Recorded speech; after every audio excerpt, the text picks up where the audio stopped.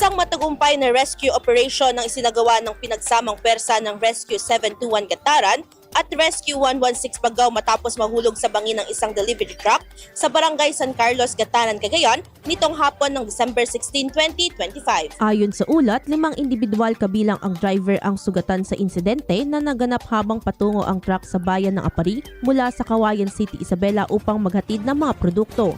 Naging pahirapan umano ang pag-rescue sa driver na naipit sa sasakyan dahil sa tindi ng pinsala ng truck at sa lalim ng lugar na pinangyarihan ng aksidente. Matapos ang ilang oras na sama-samang pagsisikap, ligtas na nialis ang driver at agad na isinugod sa pinakamalapit na ospital ang lahat ng sugatan para sa karampatang gamutan.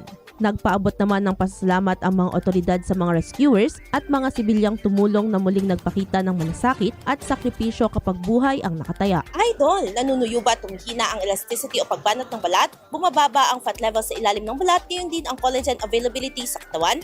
Kaya naman 50 pa lang mukha ay kulubot na. Para mapigilan ang mabilis na pagtanda, mag-DTX 500 na. Pinaparami ang cell regulators gaya ng retinols, peptides at growth factors para sa collagen metabolism and production. Sa DTX 500, hindi lang balat mo ang magiging makinis kundi ang selula ng iyong buong katawan. Para maging healthy, mag-DTX 500 palagi. Para sa IFM News, ako si Idol Sena Mariactang, Idol! IFM News.